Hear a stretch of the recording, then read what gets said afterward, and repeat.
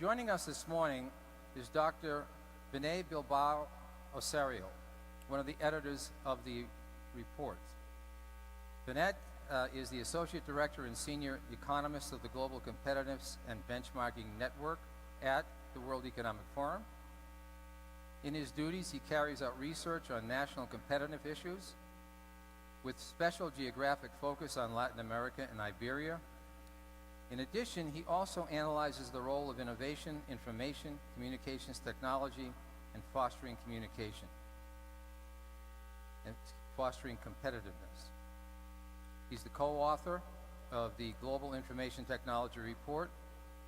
Prior to his joining the forum, he worked as the Directorate General for Research and Innovation at the European Commission.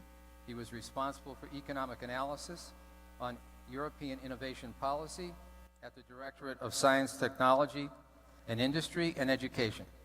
His main fields are innovation, skills, economic development, where he is extensively published. Beñat holds a bachelor's degree in economics, a master's in European studies, and a PhD in economic geography from London School of Economic and Politics and Science. Please join me in welcoming Dr. Beñat Osorio. Please, thank you. Thank you, Jim. Thank you. Thanks. Muy buenos días a todos. Very good morning, everyone. Thank you very much, Jim, for the introduction. And it's a pleasure and an honor for me and the World Economic Forum to be here with you today to present an overview of the global digital landscape. This audience is very familiar and very well aware of the importance of ICT. As Jim already was mentioning in the welcoming remarks, we are in the middle of a digital revolution. The way that things have been doing and have been done are being changed completely. ICT is unlocking the productivity potential. We know that it's enabling innovation and at the same time is allowing to get better and more services for citizens, improving their well-being. But are all the different countries taking the full potential that ICT can actually leverage? Do all the different stakeholders in a particular country are making the efforts to actually benefit from the potential of this ICT? Can countries learn from each other in order to know why some countries are improving and going faster in terms of leveraging this ICT potential? Can there be some learning done there?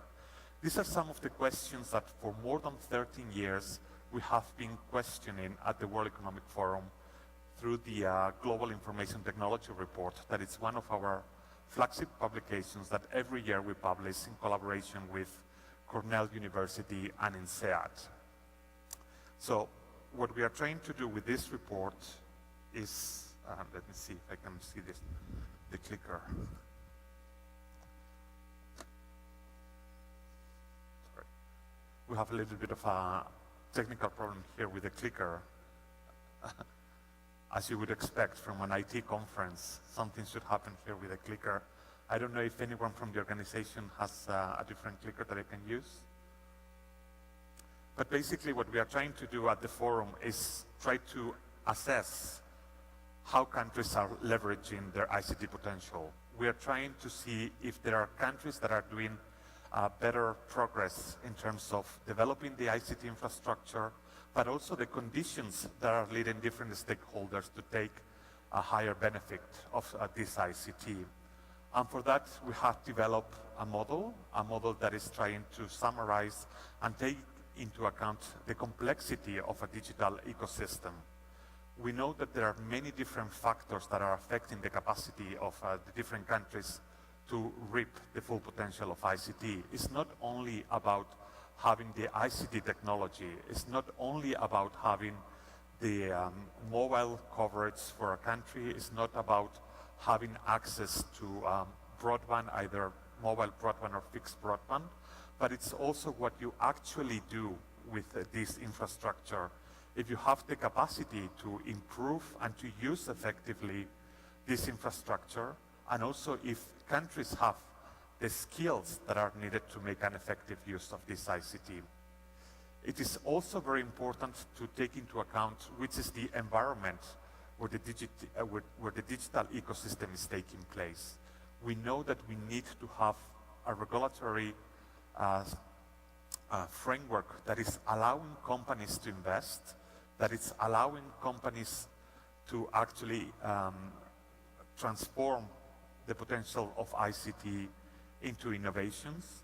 And we know that it's also important to have a framework that is allowing for this entrepreneurial spirit and these innovations to occur. It's not just about having a digital infrastructure in place.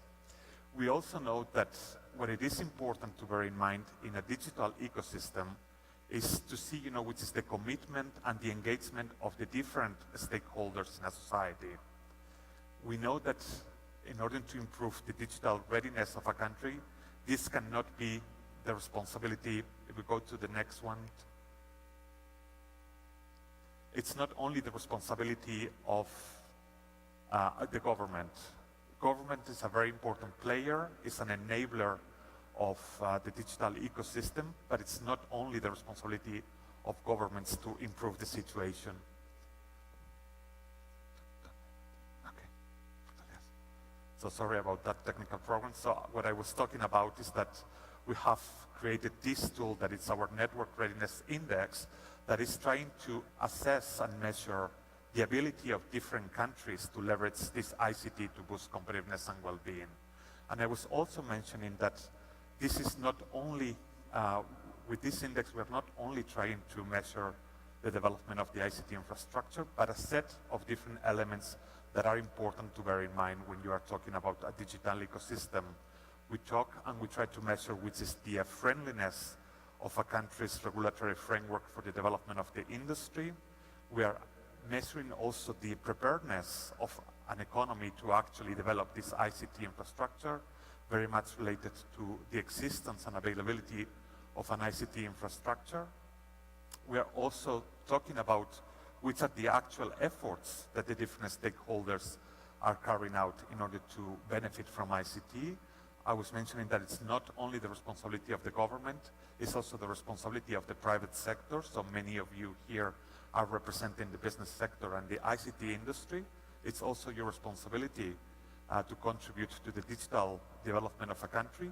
And it's also the responsibility of the individual who has to make use of this ICT potential or capacities.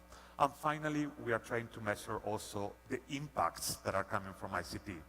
Because at the end of the day, having the ICT infrastructure is nice, but we want the ICT infrastructure in order to have the actual impacts that they can actually provide. And this is how we developed the framework that we have here on this slide, trying to encapsulate and accommodate all these different factors that are so important in terms of the digital ecosystem of a country. So we have the readiness area that is looking at the availability of ICT infrastructure, whether accessing this infrastructure is affordable or not, and whether in a country the skills that are needed in order to make an effective use of this infrastructure is in place. We are also measuring the efforts that the different stakeholders are doing in a country, so the government, the business sector, and individual. And we also assess, which is the general framework, the environment where this digital ecosystem is taking place in terms of whether an effective innovation ecosystem exists or not, and whether the regulatory framework is effective or not in order to channel the different investments that are needed to develop the ICT infrastructure. In addition, what we also measure is the impacts, both the economic and the social impacts. And this is very important because at the end of the day, what people care about, what governments and what the industry care about is about having these impacts, either the economic impacts in terms of fostering productivity in an economy in order to foster innovation in an economy, or the social impacts that are very much related to the capacity to benefit in terms of the well-being of the citizens. We know that ICT has played and is playing a crucial role in education, in health, in providing better quality services in these areas, and this is also very much important. The final aspect that you need to bear in mind in this model is these bidirectional arrows, because we are really talking about a true ecosystem where all the different aspects are interrelated to each other and are affecting each other. So those countries that perform strongly in terms of develop their in a digital ecosystem are those that are capable of providing a good basis in all of the dimensions that we analyze in our framework. But as I was mentioning at the beginning, we tried to measure this ecosystem, and in order to have a measure, you need to have indicators, you have to have variables that are actually trying to figure out how the different countries are faring into the different dimensions of this ecosystem.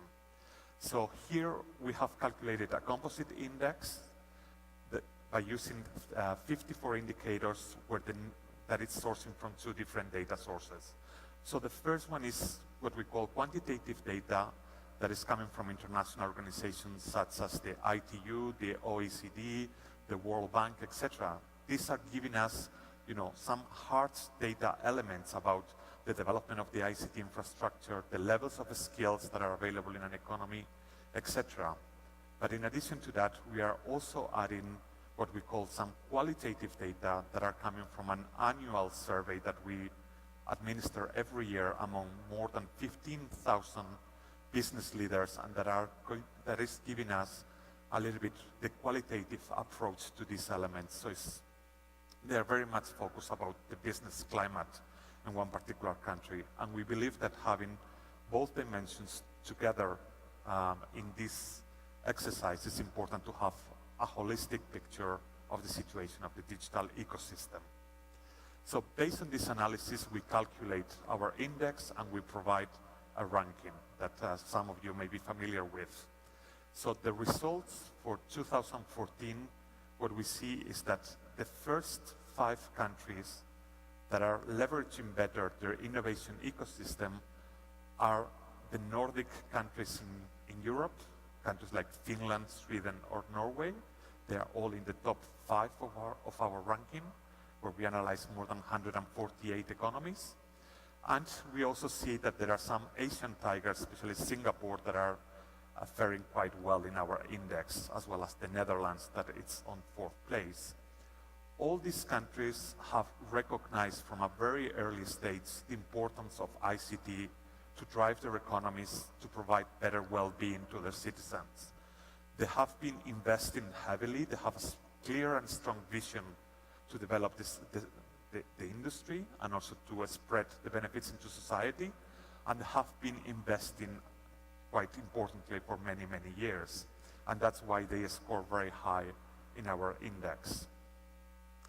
In addition, what we have in the top 10 is that you also have some other Western economies that are performing very strongly, all of them belonging to the top 10. Countries like Switzerland, the United States, Hong Kong, the UK, or Korea are really in the top 10. These countries have also identified very clearly the importance of ICT, and they have been investing a lot in developing their digital ecosystem, but also to create a close integration of the digital ecosystem with the innovation ecosystem, and that's why they perform so strongly. If we continue with the top 20 of our ranking, what we see mainly is that we basically find Western economies, advanced economies that are in the top 20. When we compare these results with those countries that appear in the second column of this table, what we see is one of the key learnings from the report this year, that it's that we still have this digital divide on the one hand between advanced economies, those countries that are on the left-hand side of the table, and some of the developing and emerging economies that are on the right-hand side of that table. We see, in addition to that, when we are comparing the results, that the second learning is that there are still very broad regional differences in terms of how countries in particular regions are leveraging ICT. So first of all, we see that there are a couple of countries like Qatar of the UAE that have identified clearly and that ICT is their way to diversify their economies. They are channeling important oil and gas resource income into ICT, and they are performing quite strongly. But when we compare it with other countries in the MENA region, in the Middle East and North Africa region, we see that there is a big differences in how countries are leveraging this ICT. For example, we see Egypt in position 91st. We see this as well in Latin America, the best performing country being Chile in 35th place out of 148 economies. But we see countries like Brazil or Mexico in the mid-range of our ranking, and countries like Peru that are lagging behind, for example, in the 90th place. So once again, we see this divergence within regions. The same happens for for Europe, where Finland or Sweden are leading the rankings, and then we find a country like Greece, which is really in the middle of the rankings in 74th place. And it's the same once again in Sub-Saharan Africa, for example, where you have Mauritius that is performing relatively strongly for the region in 40th place, but we also see many of the Sub-Saharan African countries ranking low in our ranking.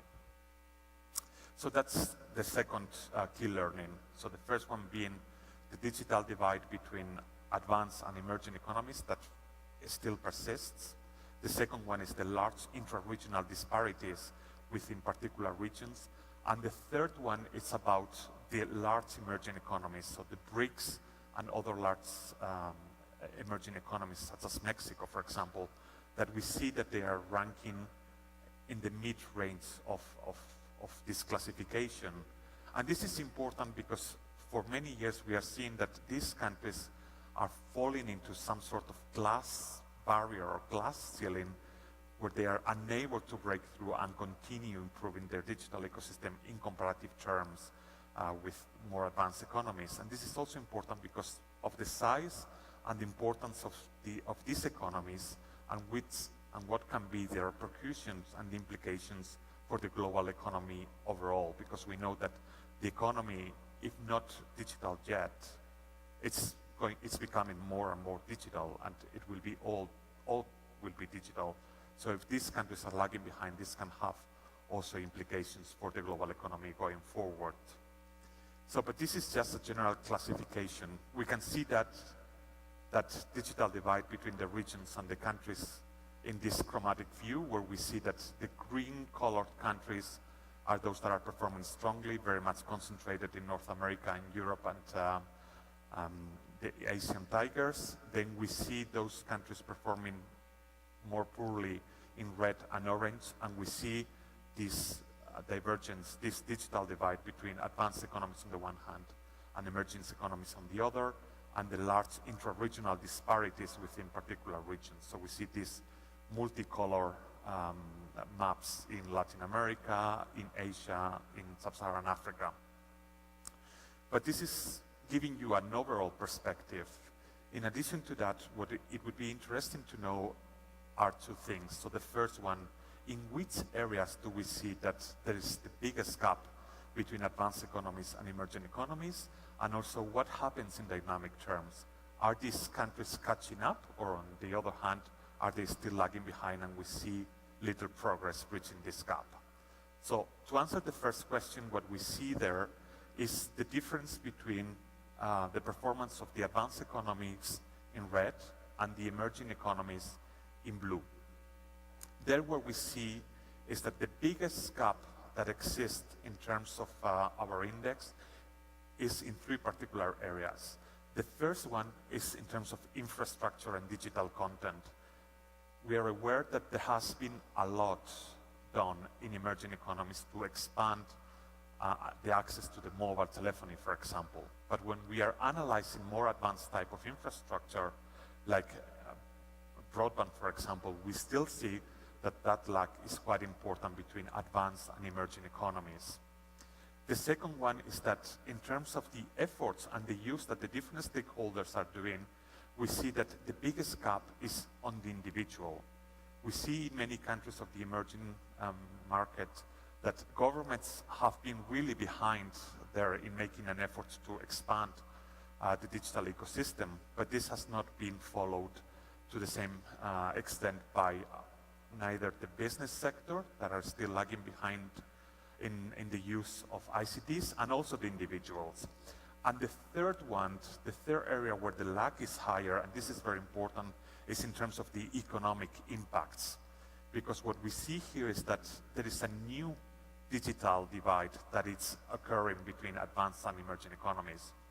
This is not only in terms of ICT infrastructure, it's in terms of the impacts, on the economic impacts that different countries can benefit from ICT.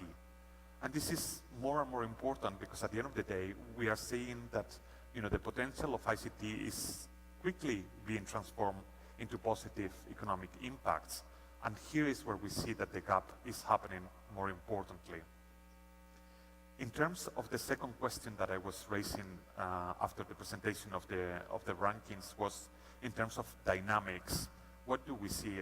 Well, okay, there is a digital divide, but are we bridging this digital divide, or on the other hand, we see that there is not progress? So what we see here is that there is little progress when we analyze the dynamic results between advanced economies and emerging economies. Here we see that more or less all countries have been evolving in the same direction. We see that there has been progress, for example, in areas of infrastructure development and individual usage in developing countries, in emerging countries, but this has gone in line with the progress that we have seen in advanced economies. And what it is more importantly is that there seems to exist little progress in terms of the economic impacts. This still remains very strongly. But not all, and this is particularly applicable when we talk about the BRICS economies, these large emerging economies, where we see that the only area where there has been some progress over time is in terms of the individual usage. For the rest, we see that they have had a very stable profile. But not all is bad news, let's say, in terms of bridging this digital divide, because we see that some countries have been making efforts. So for example, when we take the case of Southeast Asia, we see there that compared to the results of last year, some countries like Indonesia have made relatively good progress in improving their digital ecosystem. Also, in Latin America, for example, we see that some countries have made good efforts, such as Peru or Colombia, where they both go up in our ranking. And in addition to that, what we see is that in general, there are also a set of countries that are actually improving the situation in the index, so they are better leveraging their ICT ecosystem. And here we find those countries that are situated in the upper part of that chart. Countries in the Gulf, like the UAE or Qatar, making strong efforts to leverage their ICT potential. Also, we see this in countries in Central Asia, countries like Kazakhstan, for example, or Georgia, doing significant efforts to better leverage their ICT potential, but also in Latin America. So we see countries like Panama, for example, or Ecuador that are going up and making decisive steps into the right direction in terms of developing a more solid and robust digital ecosystem. And this is also important to know because there can be lessons that can be learned from these countries in terms of how they are proceeding to improve their digital ecosystems. And with that, I would like just to provide a brief summary of these learnings of how at the World Economic Forum we see the global digital landscape evolving. So the first of all, again, is this idea that there is a digital divide between advanced and emerging economies. And more importantly, that this digital divide is taking a new nature. We are talking about a new digital divide because between technology-savvy nations and those that are lagging behind, especially because we are talking about in terms of impacts, of economic impacts particularly. So this is an important idea to bear in mind. The divide still persists. And this is especially clear when we actually analyze the situation of large emerging economies, where we see that there is still not sufficient progress And it is important that these countries, but all other countries that are lagging behind, recognize the importance and value that ICT can play, and then they start working in the right direction in terms of adopting those measures that are needed to improve the situation. And these measures that are needed include, of course, investment in ICT infrastructure, investment in developing the right set of skills that are needed to take advantage of the ICT, but also in terms of developing the conditions, the framework conditions that are important for these countries to, on the one hand, channel investments into the right areas, but also to create the right conditions for innovation and entrepreneurship that are going to give the necessary economic impacts that ICT can enable, because by doing that, these countries will be able to create and to support greater social cohesion, creating more opportunities for all, and also increase the level of productivity and the potential for growth. So this is a little bit the key message that I would like to leave with you with this session, and also hopefully it will allow you to put into perspective many of the things that are going to be discussed during these 2 days here in Guadalajara. So with that, I would like just to thank you very much for your attention, and I'm here for any questions you may have. Thank you. Thanks very much. You stay up here for a moment.